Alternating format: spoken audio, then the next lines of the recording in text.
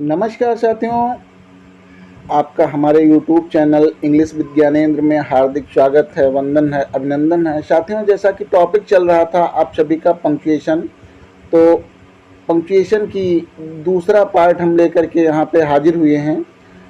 कल हमने अध्ययन किया था मार्क ऑफ इंट्रोगेशन तक, अब आगे है यूज़ ऑफ सेमी कॉलन। तो साथियों, बिना टाइम वेस्ट किए हुए तुरंत अपने टॉपिक पे आते हैं और यहाँ से आज हम देखेंगे कि सेमी कॉलन होता क्या है।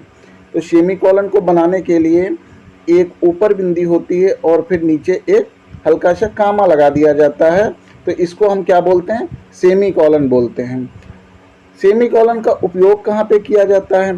तो कामा की अपेक्षा सेमी कॉलन अधिक लंबा विश्राम चिन्ह है।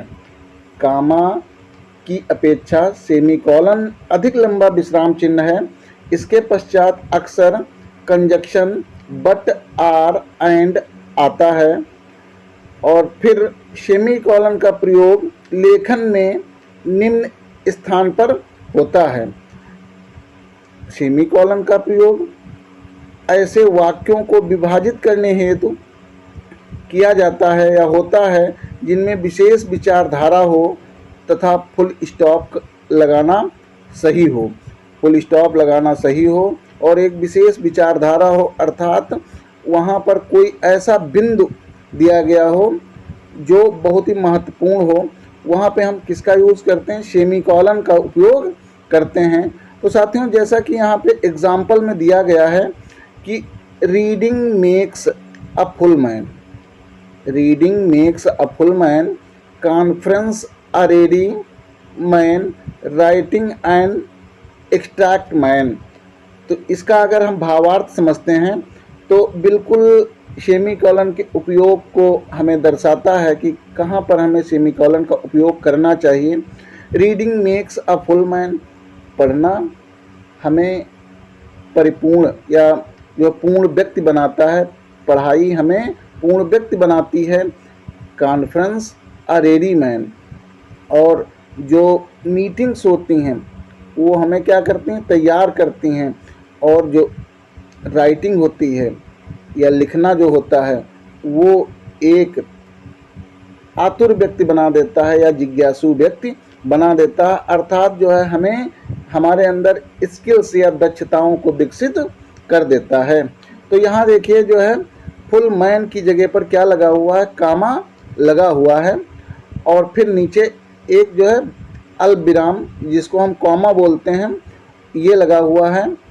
तो इस तरीके से यह सेमी कॉलन हो जाता है। और इसके बाद दूसरे पार्ट में भी इस सेंटेंस के कॉन्फ्रेंस अ रेडी मैन, यहाँ पर भी देखिए जो ऊपर फुल स्टॉप का यूज़ कर दिया गया और नीचे क्या लगाया गया? कॉमा लगा दिया गया यहाँ पे। तो इस तरीके से ये कन्फर्म होता है कि जब कोई अहम बिंदु या कोई अहम वाक्य का हिस्सा दर्शाना हो, तो विशेष विचारधारा को दर्शाना हो, तब वहाँ पर हम क्या यूज़ करते हैं? सेमी कॉलन का यूज़ करते हैं। देखिए यहाँ पे एग्जाम्पल में एक और एग्जाम्पल जो दिया गया, as Caesar loved me. As Caesar, Julius Caesar नामक प्ले से ये जो एग्जाम्पल हमने यहाँ पे पुटअप किया है, विलियम शेक्सपियर के द्वारा लिखित एक जूलियस सीजर बहुत ही पॉपुलर इनका नाटक है। उसमें एक सीजर होता है, तो ये ब्रूट्स कहता है एज सीजर लव्ड मी। ब्रूट्स कहता है कि जैसा कि सीजर हमसे प्रेम करता था, आई बी फॉर हिम, तो मैं उसके लिए क्या करता हूँ? रोता हूँ। ये एक उसकी विचारधारा थी, भावना थी, इसलिए यहाँ पे क्या हो गया? सेमी कॉलन लगा दिया गया और ये सेंटेंस कंप्लीट हो गया। आगे फिर से उसके क्या विचार? एज ही वाज फॉर्चुनेट, जैसा कि वो फॉर्चुनेट था, सौभाग्यशाली था, आई रिजॉइस एट इट, तो मैं इसका भी क्या करता हूँ? आनंद मनाता हूँ। अर्थात यहाँ पे विरोधी विचारों को रखा गया, एक में रोता हूँ और दूसरे में खुशी मनाता हूँ। तो इस तरीके से यहाँ पे विरोधी विचार जहाँ पे दिए गए हों या भावनाएं जताई गई हों, वहाँ पर हम किसका यूज करते हैं? सेमी कॉलन का उपयोग करते हैं। नेक्स्ट आता है आपका point, use of the colon. Colon का कैसे यूज करते हैं? कॉलन होता का क्या है? कैसे हम बनाते हैं, तो दो बिंदियां जहाँ पे रखी हों, क्या रख दिया जाए, दो बिंदियां बराबर जो है रख दिया जाए, तो उसको हम क्या बोलते हैं, सेमीकोलन बोलते हैं। कॉलन का विश्राम, अब यहाँ से देखते हैं, कॉलन का विश्राम सेमीकोलन से ज़्यादा होता है, अर्थात ये जो है सेमीकोलन से भी ज़्यादा टाइम लेता है। यदि हमें कुछ बोलना होगा तो सेमीकोलन का उपयोग करने का मतलब है कि हम थोड़ा विराम वहाँ पे सेमीकोलन की अपेक्षा ज़्यादा देर तक देंगे।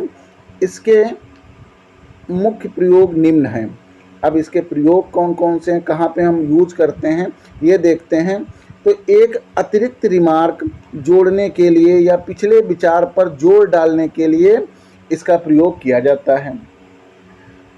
इसका प्रयोग एक अतिरिक्त रिमार्क जोड़ने के लिए, इसका प्रयोग किस लिए किया जाता है, एक अतिरिक्त रिमार्क जोड़ने के लिए कॉलन का प्रयोग करते हैं, और अपने पिछले विचार पर जोर डालने के लिए भी कॉलन का यूज करते हैं। जैसे हम यहाँ पे देखते हैं, ट्रेन योर विल पावर, बहुत ही अच्छा एग्जाम्पल है, और एक एक वर्ड का मीनिंग मैं बता रहा हूँ। ट्रेन माने होता है प्रशिक्षित करो, योर माने अपने, विल पावर, विल इच्छा होती है, पावर माने ताकत या शक्ति होती है, अपने इच्छा शक्ति को प्रशिक्षित करो। What ever the circumstances of life, जो भी कोई भी परिस्थितियां हों जीवन की, अपने इच्छा शक्ति को प्रशिक्षित करो, अर्थात और शक्तिशाली बनाओ। There is no joy to equal the having of the joy of having iron will, there is no joy, कोई भी आनंद बराबर नहीं है, the joy of having iron will, जो आनंद हमें लोहे के समान या बहुत ही शक्तिशाली इच्छा शक्ति से, दृढ़ शक्ति से मिलता है, वैसा आनंद या इस तरीके का आनंद अन्य किसी आनंद के बराबर नहीं है। क्लियर हो गया होगा ये जो इसका भावार्थ क्या है। किसी कोटेशन, अब हम देखते हैं कि किसी कोटेशन का उपयोग करने हेतु तो ऐसे स्थानों पर इसके बाद अक्सर डैश का भी प्रयोग किया जाता है। किसका यूज करते हैं, डैश का भी यूज करते हैं। Shakespeare plays, Shakespeare says, Shakespeare says, ये देखिए शेक्सपियर, यहाँ से फिर से देखते हैं, शेक्सपियर सेज, कॉलन का यूज किया गया, दो बिंदियां लगाई गई, और इसके बाद डैश का भी प्रयोग किया गया है। लाइफ इज अ स्टेज, जीवन एक रंगमंच है, जीवन एक रंगमंच है। तो उसके द्वारा जो अभिव्यक्त की गई है विलियम शेक्सपियर के द्वारा, तो यहाँ पे दर्शाया गया है, किसके द्वारा, कॉलन और डैश के द्वारा दर्शाया गया है। अब हम आते हैं अपने नेक्स्ट पॉइंट पे, use of exclamation mark. Exclamation mark का प्रयोग हम कहाँ पर करते हैं, तो एक्सक्लेमेशन मार्क का प्रयोग करने के लिए हमारी जो भावनाएं जैसा दर्शाती हैं या जैसा हम एक्सप्रेस करते हैं, वहाँ पे हम मार्क लगाते हैं। देखिए इसके अंतर्गत दुख होगा, क्या होगा, दुख, हर्ष, विषाद आदि प्रकट करने के लिए, आदि प्रकट करने के लिए एक्सक्लेमेशन मार्क का प्रयोग करते हैं। ये लगाया कैसे जाता है साथियों, तो ये जो है एक लाइन ऊपर खींची जाती है, फिर उसके नीचे क्या करते हैं, फुल स्टॉप का यूज कर देते हैं, और इसको क्या बोलते हैं, मार्क ऑफ एक्सक्लेमेशन बोलते हैं। अब देखिए एग्जाम्पल के आधार पे हम इसको समझेंगे। ओ कैप्टन माई कैप्टन, देखिए इसमें संबोधन किया गया है, O captain my captain our fearful trip is done. ये लाइन अल्फ्रेड लॉर्ड टेनिसन की पोएम से लिया गया है, और जब जो है वाल्ट हुटमैन की पोएम से लिया गया है, और जब देहांत हो जाता है कैप्टन का, तो क्या करते हैं, वो संबोधन करता है लेखक, अरे कैप्टन, मेरे कैप्टन, हमारी जो डरावनी यात्रा थी वो क्या हो गई, कंप्लीट हो गई।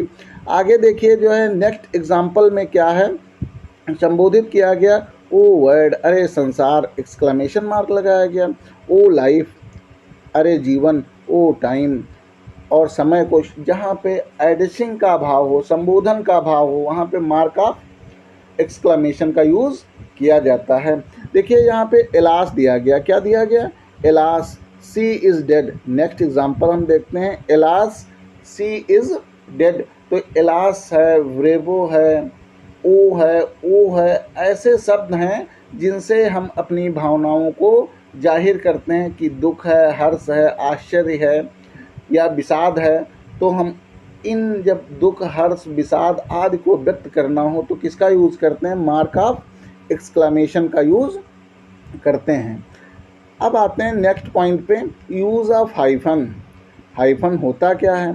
तो साथियों, हाइफन को जानने के लिए सबसे पहले आप लोगों ने हिंदी में कभी कभी देखा होगा कि एक बीच में दिन और रात, अगर क्या लिखना हो, दिन लिखना हो और फिर रात, तो दिन और रात के बीच में क्या एक डैश लगा होता है, क्या लगा होता है, छोटा सा हाइफन लगा होता है। इसको बोलते क्या हैं, हाइफन बोलते हैं, डैश नहीं बोलते हैं, हाइफन लगा होता है। हाइफन का प्रयोग दो शब्दों से कंपाउंड वर्ड बनाने के हेतु जिनके बीच कोई प्रीपोजिशन आए किया जाता है। इसमें प्रीपोजिशन आए तब हम किसका यूज़ करते हैं, हाइफन का यूज़ करते हैं।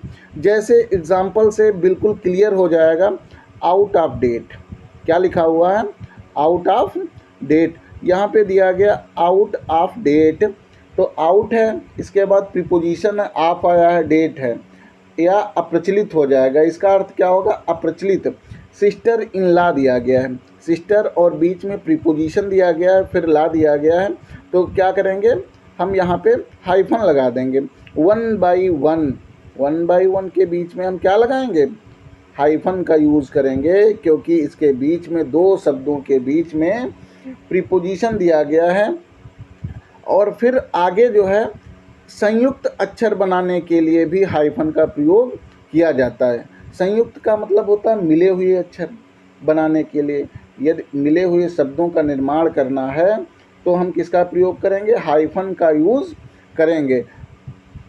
जैसे दिया गया सेमी फाइनल, अब सेमी एक अलग वर्ड है, फाइनल एक अलग वर्ड है, इनको जब हम मिलाते हैं तो क्या बीच में हम क्या लगा देंगे, हाइफन का यूज़ करेंगे।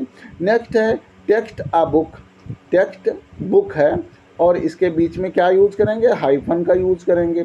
सीटिंग रूम, बैठने का कमरा, इसके बीच में हम क्या यूज़ करेंगे, हाइफन का यूज़ करेंगे। नेक्स्ट पॉइंट आते हैं use of dash, use of dash. Dash का मतलब होता है कि एक छोटी लाइन और जो क्या होती है, तिरछी लाइन होती है, उसको हम क्या बोलते हैं, डैश का बोलते हैं। इसको मैथमेटिकल रूप से अगर देखा जाए तो बिल्कुल किसके रूप में, माइनस के रूप में दर्शाया गया होता है।